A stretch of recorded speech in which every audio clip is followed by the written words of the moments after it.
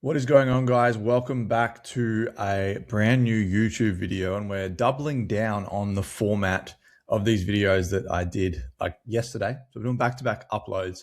So I really enjoyed this way of explaining things. I got some good feedback on this, so we're going to run it back. But today we're going to be going into what I personally believe is the most important and bang for buck mindset work, identity level work that you can do. We're going to be going into a topic that I personally believe is the driving force behind so many of our struggles, especially when it comes to body image and body dysmorphia. And it's something that just most people don't ever look at, don't ever know is actually a thing or a problem.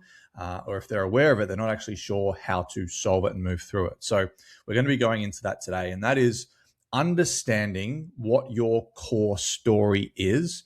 I want you to think of that like a default operating system. Right. So this is the thing that you will always fall back to, or you always fall back to the level of when you are going through your journey.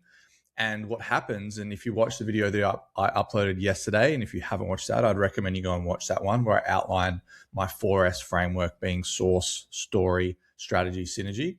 Today, we're going through the story element of that in more depth. And again, this was something that I didn't really understand or didn't know was a thing whilst I was going through the majority of my body dysmorphia challenges. I just assumed that I needed to change my body and that would solve everything. And whilst ultimately, yes, that was the thing that allowed me to get, to the place that I'm at now, I couldn't do that before actually doing this work at an identity level and at a story level to understand not only why I was struggling with all the things I was struggling with, but how I could actually start to show up as the man capable of building his body and having that flow out into my life. All right, so let's get stuck into this. We'll get up the Notion document here. So yeah, as I've got here, I genuinely believe this is the driving force behind your struggle. And when you understand this and what we're about to go through in this video, and you start to implement this day upon day, week upon week, month upon month, things will make a lot more sense, and you will start seeing results. Right? There is no other, there's no other possibility when you start doing this work. So what we first need to understand is that your body image, your relationships, your business, your finances, and whatever else you're experiencing in your external world are actually perfectly aligned with who you believe yourself to be deep down, right? And this is where we already can start to see the misalignment between unconscious mind, so things we're not aware of, and our conscious mind, right? Because we can have all the desires in the world, but if unconsciously we see ourselves as the complete opposite, we don't think we're capable of achieving that or having that or whatever it might be, we are always going to fall to the level of the identity, and we are always going to fall to the level of what we have known for so long. What is our comfort space, our safe space, and the thing that our ego looks to hold on to. So if we use body image, for example, and again, I'll use me as an example as we go through this, I struggle to overcome my body dysmorphia from a physical standpoint and from a look in the mirror, oh, I actually love the man that I see, like in totality. I struggle with that because I was running a core story. My default operating system was that of not good enough, was that of low self-esteem, low self-worth, because back in primary school, I was bullied for my chest. I had gynecomastia, I guess I still have it, but it's a hell of a lot better now. Essentially excess fat around my chest. And there were some moments in primary school, like grade 6, I think 6 and 7, where I was bullied for it.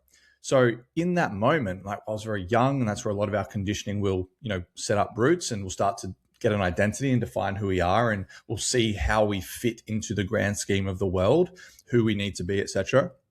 So in that moment where I had my body picked on, I started to feel different to other people. And I learned then that, if I am my true self, if I, swim without a shirt on, or if my shirt is a bit tight and you can see my chest, then that is not enough, and I'm not good enough, and I will be judged for that, right? I will get picked on, and that equals pain. That makes me feel shitty. And so I want to avoid that, right? So in that moment, I associated my body and how I looked with not good enough. And then I took that on beyond just my body. And it was like, as a person, as a man, as a kid growing up, I lived with this not good enough. And so I had very low self-esteem throughout the rest of school. But not only that, but I just hated being seen. I hated being the center of attention. To be honest, I don't love it now, but I'm a lot better at it now.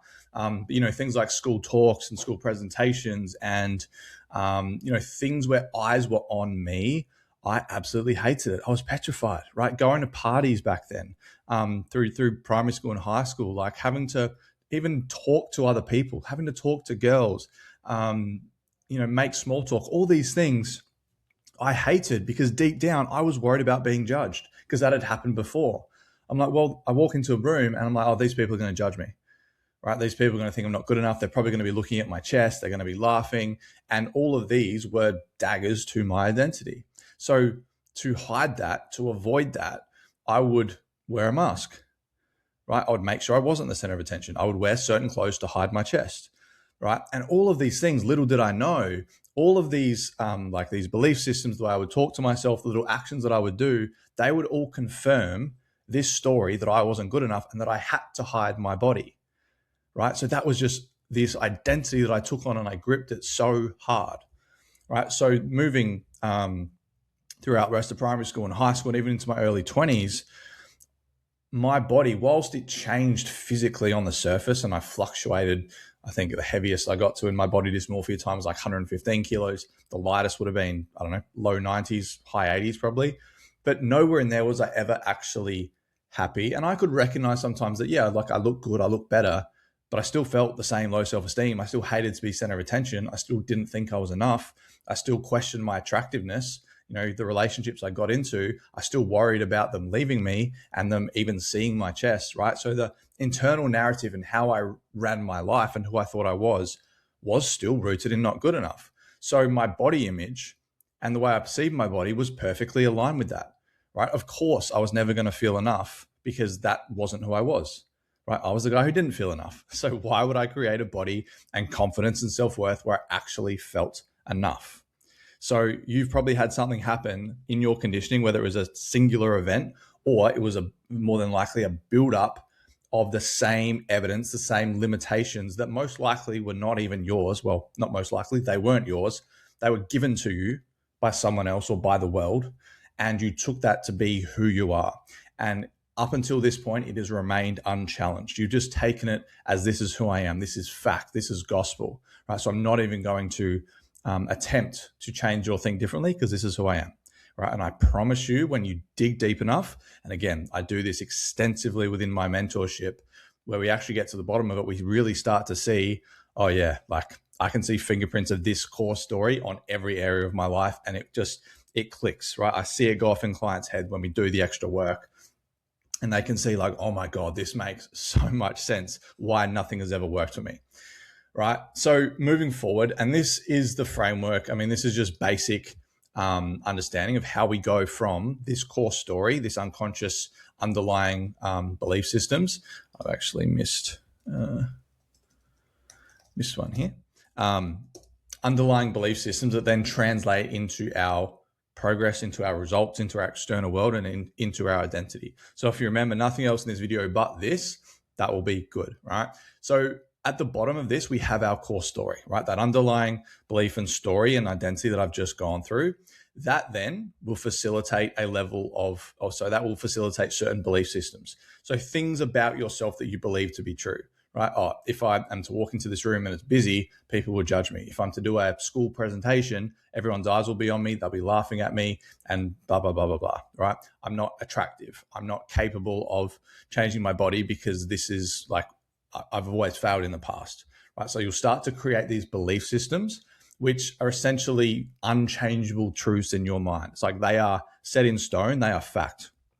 From there, that will then determine how you think throughout the day, right? So just your level of daily thinking, daily chatter, and the skew of your thoughts, mostly negative, mostly pessimistic, mostly limitation based. Right? Then our collective of our thoughts will then elicit feelings and emotions. So we'll feel that frustration, that shame, that guilt, that anger, that lack, that scarcity, right? These negative feelings and emotions that come as a direct result of our thinking. They will then influence our actions. They will either make us do certain things, emotional eating, not going to the gym, eating certain foods, acting a certain way on dates or in our relationships or in our business, or they'll lead to non-actions. Again, being lazy, not leaning into resistance, not going on the date, not doing X, not doing Y, right? These actions will be a direct result that come about through our feelings and emotions. And that will obviously lead to results and non-results. So for me, I had this core story that I wasn't enough, right? And all the examples that I've listed. Then I would create belief systems that I would never be confident. I would never be able to attract in an attractive woman. I would never actually build a body and be the jacked dude that I would compare myself to, right? Just as a few examples. So then throughout the day, that's generally what my thinking was. I'd always be thinking about other people and worrying about if they're judging me and who I needed to be in that moment to be liked and to fit in, whatever else. Then it would elicit certain feelings. So I'd often feel that guilt. I'd often feel that shame. I'd often feel like I just wanted to hide away, and I'd get anxious, being at the gym or, again, in a public space, going to a party that I didn't know many people at, like that anxiousness, which would then dictate how I showed up, the actions that I took, how I presented myself, even down to the little things like, I'm a big dude, I'm 6'4", can't really miss me, especially now with tattoos and whatnot. But even like walking into rooms back then, I would like shrug. I had a lot of back issues and a lot of posture issues because I just used to try and make myself small a lot because I didn't want to be seen. And then that then led to results, right? Led to an identity. And now what happens is, like results as in a reality, a world that reflects that story. And then what happens is we then can draw an arrow all the way back to this story and be like, okay, then our results and the world we're experiencing, the version of us and identity, that will then reconfirm this core story. So it's this giant loop, right? Going back and forth, back and forth. And this just runs over and over and over and over again. Every single day, you are seeking evidence to confirm that this story is still true, right? Every day, our ego is scanning the world to find evidence to support that identity, right? So it can attach onto something. So it knows our place in the world. And this is where, I'm not going to go through it here, but in the video I shared yesterday, the source part, the first part of my framework that I teach in my mentorship, the source part is, are you taking in your information from the world and other people, or are you having it centered and rooted in God, right? When it's in the world and other people, that just adds another layer to this, right? Because your story, whilst it's being confirmed again and again, this is who you are, you're also then looking to the world, which is going to always provide you with examples to confirm that that is exactly who you are, right? So you've got this. And again, remembering that this, for the most part, is majorly unconscious. Like you're just not aware that this is happening. And consciously, you're like, well, this sucks because I want this and I want to be able to do this and I want the body and the relationship and whatever else. Like, why can't I do this? Why is this not working? It's because you've got however many years. For me, ended up being 20 odd years. I've worked with clients that have had 50 years worth of inferiority, body dysmorphia their whole life. Like you've got so much conditioning and you've got such strengthened and strong neural pathways and such like monotonous normality in this is who you are and this is the world you wake up to every day, that it is really difficult to change. All right. You've got so much momentum, so much force coming one way, and your desires, like, oh, I just want to be skinnier. I just want to, like, why can't I attract in my man and my woman and blah, blah, blah. It's like you have so much force going the other way, and you've just got a few goals and desires. And I just want to lose 10 kilos and I do my little goal setting. It's why so many people's goals and resolutions don't work, not because they're not capable, but because their entire framework, their entire internal framework and identity goes completely against it, right? And I'll get to that in a second. All right, so that is the framework. So yeah, think of this. This is another easy way to think of it. Like an actor will have a script which creates a movie. That's what we do with our core story. So an actor, given the script, cool, these are my lines, this is what I got to do, these are the scenes, blah, blah, blah. We do all that, and then we create the movie. Humans are the same. We have our core story. For me, not good enough, not confident, low self-esteem, blah, blah, blah, judgment, blah, blah, blah, blah. Right, okay, cool. I'm going to unconsciously create a world, my movie, body, relationships, friendships, family dynamics, finances, business, all these things that are a direct relation to that script, that core story, right? Our external reality is nothing more than the screen of our internal world, right? Again, I have a whole module in my mentorship called Reality Creation, where I literally take my guys through how our brain works how our brain filters our reality and what we literally perceive out of our eyes, because we are not perceiving everything that is going on right now through our five senses. We're only perceiving what we deem to be important and what is actually aligned to our internal world setup. So again, if you believe you're not good enough, you are literally asking to be shown examples of that, evidence of that. And you're, again, unconsciously asking to block out all the examples that you are good enough. It's like the people that go, oh, there's just no good men out there. There's no good women out there. Okay, cool. You're at a belief system level, at a story level, at a language level. You are asking for all the good men and women to be filtered out, and you'll only be shown the dickheads, people who waste your time, the people that will cheat on you, because they are perfectly aligned with who you see yourself to be, right? Our unconscious mind, our ego, our brain, it doesn't know what's good versus bad. It just shows us what we ask for, right? And what we believe. That's how our brain literally works at a neuroscience level. Again, not something I can go through in a YouTube video. That's an entire call in the mentorship. Right. So yeah, we get to this place where you will always fall back to the level of your story and identity. You will always go back to what you know, what is comfortable. So you can lose 10 kilos in an 8-week challenge and feel great. You can absolutely make progress, right? But eventually you're going to fall back to that old story because you haven't actually done the work to change it. That's why so many people self-sabotage their results, right? It's imposter syndrome. I don't know what to do 10 kilos lighter. I don't know what to do if I'm actually confident. I don't know what to do if I actually have my dream man or woman come in. Right? How often do you hear that? Oh, he was perfect for me or she was perfect for me, but I ruined it. Right? I got scared. I couldn't commit. Right? Because this is completely different. It goes against what you think you deserve. Again, unconsciously. Right? You created your core story out of necessity and you maintain it to stay safe. Right? Being this way with your body dysmorphia and your insecurity and your self-doubt and your bad dating history and your lack of finances and your shitty job, right? This is all safe. This is all comfortable. This is all known for you, right? I don't care how much you consciously don't like it and how much you consciously complain about it. That is what is safe for you. And you have, up until this point, refused to walk through the resistance to actually change it. So you always fall back to the level of that. Because remember, this core story came out of protection. You took it on. You took those belief systems on because it was necessary at some point. For me, mine was necessary so I could then wear a mask so I didn't have to face that pain again of being judged, of being mocked and laughed at and had my authenticity put in the bin. So that belief at the time, that story at the time was serving me. It was trying to keep me safe, right? Me avoiding the eyes of others, me keeping small, me hunching over. Like this story was serving me because it was, again, helping me avoid that pain. So yours is the same, right? Your desires will be in conflict with this story. This is the biggest one we see. It's like, I know what to do. This is the most common one.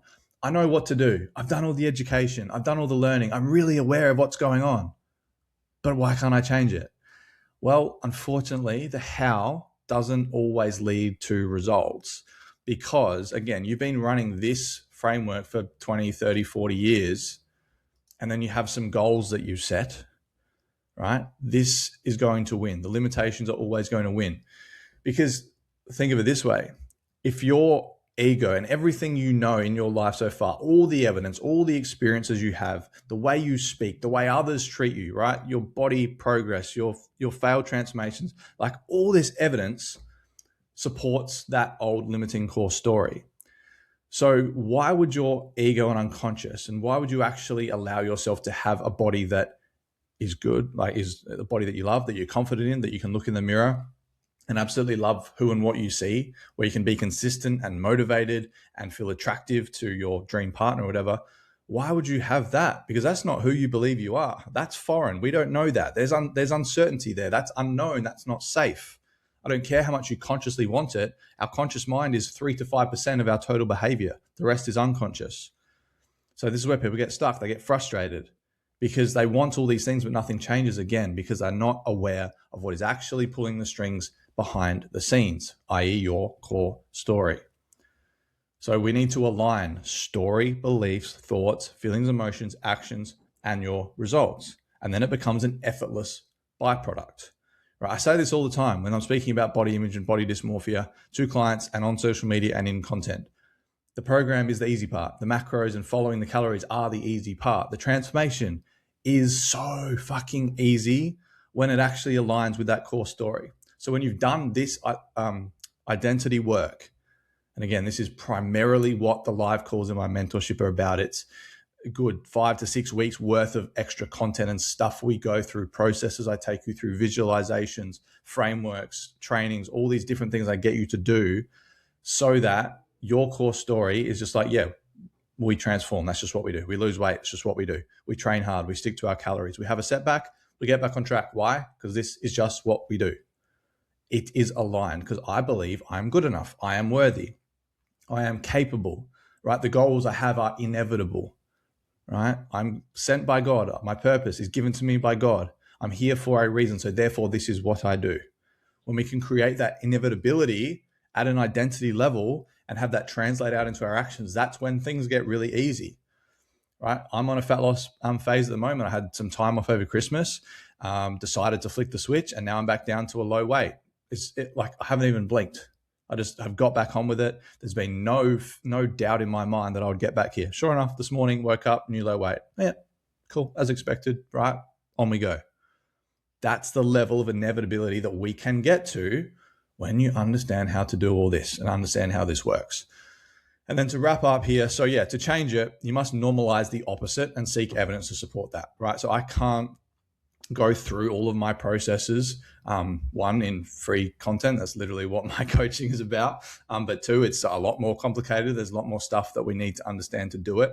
But essentially, the aim at a very basic level is to change our core story, and it's often the complete opposite.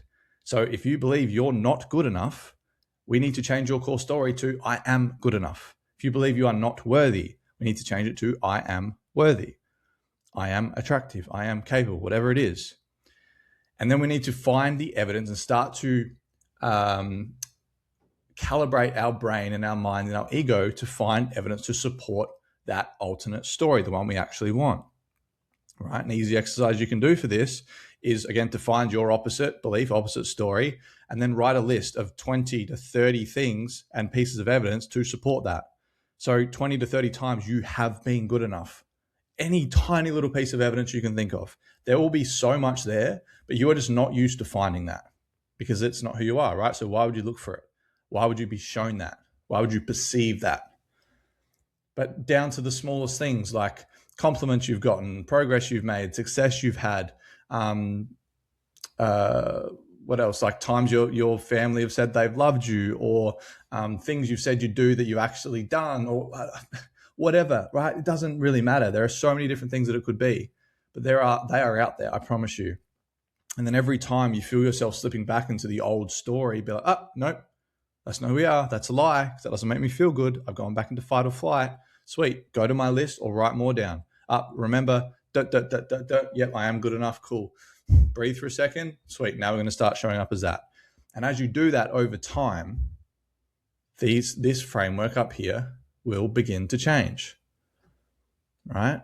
It doesn't happen overnight, although I've seen some pretty wild transformations. I won't lie. The guy I worked with that had inferiority complex for 50 years, he messaged me and said, Tom, it's gone. And that was in week 3. I don't actually think we'd had the week 3 call yet. So, you know, the stuff I do works behind the scenes, trust me. So it can happen really, really quick. But even the level that it can work at, in the time it can work at, is very dependent on this framework. If you believe it needs to take X amount of months and you need to do X amount of therapy and blah, blah, blah, blah, blah, blah, blah, blah to fix it, that's how long it's going to take. If you are open-minded and be like, yeah, why can't this be fixed in a couple of weeks? Why can't I be a completely different person in just 2 calls? Right? Cool. Now we're opening ourselves up to the possibility of coming in. Right? The other piece that I haven't mentioned is the focus on the actual problem. So this is one of my big one of my big issues with a lot of talk therapy, especially around body image and self-concept stuff, is the monotonous fucking focus on the problem. Because all that does is it just confirms this, right? What are we doing? We're focusing on the problem. What's that doing? Bringing up our story. Cool. Now we're talking about it. We're thinking about it. We're ingraining that this is who we are, that we even have a problem to begin with, right? And all it's doing is actually strengthening this. And again, people wonder why it doesn't work. So when I work with someone, we understand what the story is, what the problem is, and all of this that I've just gone through. But then our focus isn't there. It's on, okay, what am I replacing that with? Who am I showing up as instead? What body am I creating instead? How do I approach my relationships? We're working on changing the filtering system in our brain so we stop seeing evidence of the problem. Right? But focusing on the problem and talking about the fucking problem all the time and getting validation from everyone around you will just continue to reiterate that you have a problem. All right, guys. So that's where I think I'm going to wrap it up. I run whole 8-week mentorships on this. I've run full day events on this. So I could talk about this for ages, but that is the basics of your core story, where it comes from. Again, I will preface, everyone has specific personal nuance that is going to contribute to this. So this is the framework. And then within that is going to be where you fit in and the ideal solution for you. And again, if you don't want to do this on your own, this is where my Mind Body Mastery mentorship comes in. Also my private one-on-one if you want to go full send. But I have an intake coming up on February the 2nd. So it's the 16th of January at the recording of this. Applications are open. The doors are open. But February 2nd, we start. And this is essentially, what I've just gone through in this video, getting you the actual physical transformation. So having the program, the nutrition plan or whatever. But then our live calls across the 8 weeks dive into this and dive into that 4S framework from yesterday's video: source, story, strategy, synergy. So you can actually shift this. So you can actually start showing up as a new person. So you have a new identity to fall back on.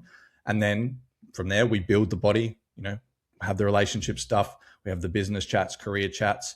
And it's a super expansive container.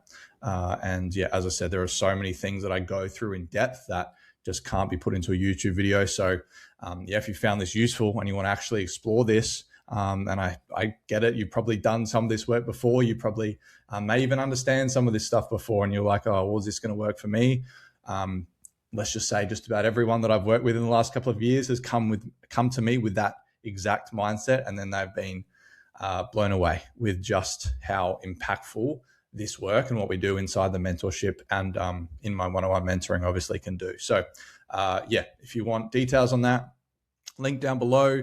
If you feel like you're not ready for that, there are a couple of free resources. There's my school community where I've got a heap more videos just like this that I'm putting in there every single day. It's still quite new, so I'm just in the process of populating it, but that'd be the best place for you to be, to take in more of this content and to be around similar people. And then also down below is my email list, which is, again, still on this content. It's a lot more personal. It's a lot more raw, a lot more unfiltered. And I try and do those most weekdays to, again, just give you guys as much value as I can. So I hope this has been useful for you guys.